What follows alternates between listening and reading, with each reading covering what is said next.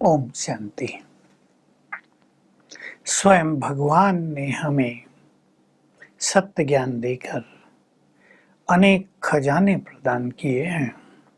उन खजानों में खुशी का खजाना बहुत बड़ा है, ज्ञान का भी, वो तो बीज है। लेकिन बाबा एक खजाने को और बहुत महत्व देते हैं। उतना ही महत्व हमें भी इस खजाने को देना है, और वो है समय का खजाना। विचार कर लो, क्या आप समय को खजाना मानते हैं, या अपने घंटों घंटों ऐसे ही वेस्ट कर देते हैं इधर उधर की बातों में। हम वेस्ट बातें, यूजलेस बातें, दुनियावी बातें बहुत करते हैं और हमें पता ही नहीं चलता कि हम इस महान खजाने को व्यर्थ गंवा रहे हैं। समय बहुत इम्पोर्टेंट होता है। आप जानते हैं, आपके घर में बच्चे हैं, आप भी कभी स्टूडेंट रहे हैं।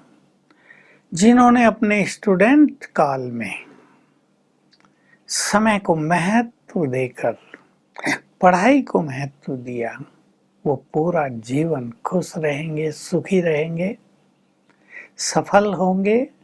वो क्वालिफाइड हो जाते हैं तो उसका इफेक्ट, उसका रिजल्ट उन्हें जीवन के हर कदम पर दिखाई देता है।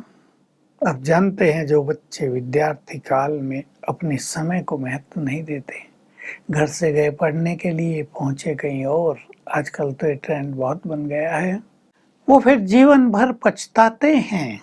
क्योंकि जिन साथियों के संग में वो टाइम वेस्ट कर रहे थे, वो उसको सदा साथ नहीं देते।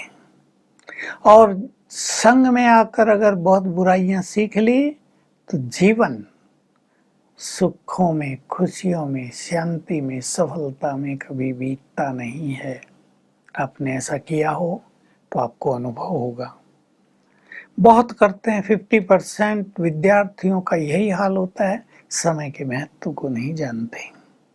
हर जगह आप देख लीजिए, बिजनेस में समय का महत्व है या नहीं है, नौकरियों में समय पे कोई नहीं आ रहा है, कैसा रहता है, कैसा लगता है।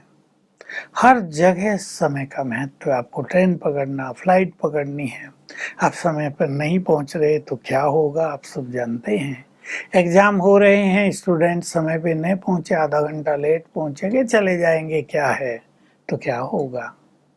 समय बहुत इम्पोर्टेंट है। और अब समय चल रहा है पुरुषोत्तम संगम युग का। संगम युग, सतयुग आ रहा है, कलयुग समाप्ति की ओर तेजी से अग्रसर है। पहले तो हम ही ये बात कहते थे, अब तो संसार में भी इसकी बहुत चर्चा है। प्राइम मिनिस्टर ने भी नारा दे दिया है, स्वर्णिम भारत की ओर हमें चलना है। अनेक अच्छे अच्छे लोग ये बात स्वीकार कर रहे हैं कि सतयुग आने वाला है, स्वर्णिम काल आ रहा है, देवताओं का युग आ रहा है।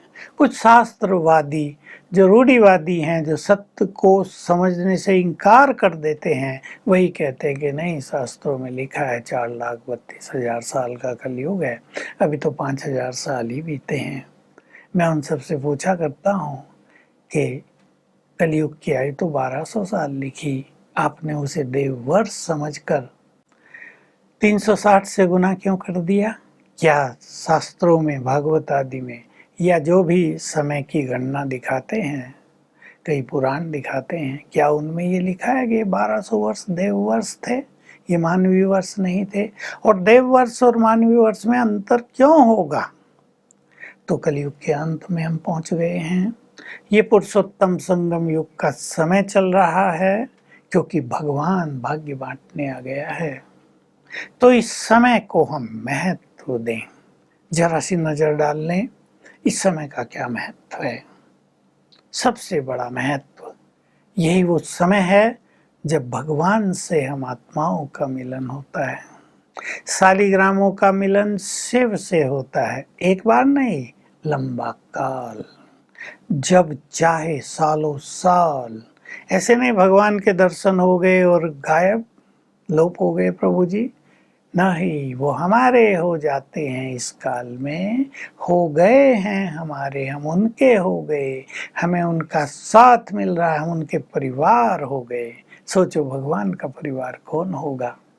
वो सब इस देव देवियां, वो सब दुर्गा देवी, काली, सरस्वती, अम्बा, लक्ष्मी, भवानी, सब देवियां, वही तो भगवान का परिवार है। देवताओं का परिवार अलग, ईश्वर का परिवार अलग, उनसे मिलन हो रहा है। तो भगवान से मिलन, महान आत्माओं से मिलन का ये सुंदर समय है। देख लो कितना महत्वपूर्ण है ये समय, पूरे कल्प में केवल एक बार आता है। और भाग्यवान है वो आत्माएं जिन्होंने इस समय को पहचाना है और भगवान से मिलन का सुख पा रहे हैं। इस समय ही दूसरी बात ले लें, भगवान भाग्य बांट रहे हैं।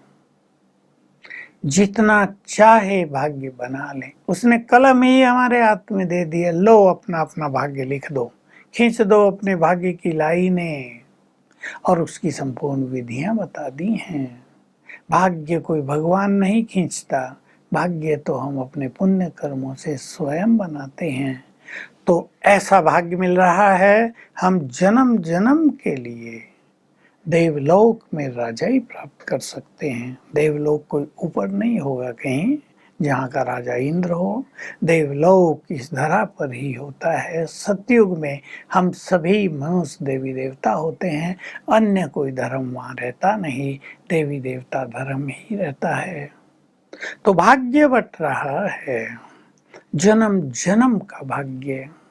ऐसा ना हो भगवान भाग्य बांट रहा हो और हम सोए पड़े हों, हमें अवेयरनेस ही ना हो कि भाग्य बट रहा, हम भी कुछ बना लें, हम कहीं के कहीं जा रहे हों, हम संसार की उलझनों में उलझ गए हों। तो फिर लोग जरूर कहेंगे ना, जब भगवान ने भाग्य बांटा तुम कहाँ सोए हुए थे, अब जग जाएं और भाग्य ले लें। जैसा चाहे भाग्य, जन्म जन्म साहूकार बने, जन्म जन्म सब प्राप्तियों से संपन्न बने, जन्म जन्म राजाई प्राप्त हो, क्या भाग्य चाहिए आप ले सकते हैं। ये सुंदर समय अब चल रहा है, ये सुंदर समय चल रहा है जबकि संपूर्ण सत्य हमें प्राप्त हो रहा है। ये सुंदर संकल्प समय चल रहा है जबकि हमें संपूर्ण ईश्वरीय सुख प्राप्त हो रहा है।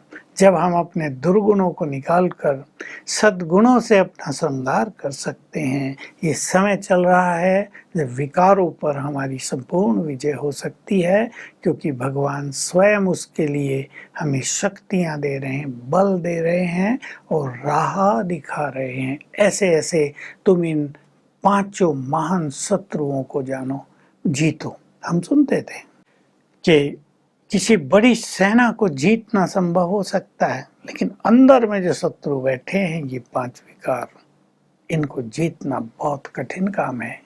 उस कठिन काम को स्वयं भगवान ने अब सरल कर दिया है, और जो जितना इन मनोविकारों को जीतेगा उतना ही उसका स्पिरिचुअल लेवल बहुत ऊंचा बढ़ेगा और वो संसार को बहुत कुछ दे सकेगा।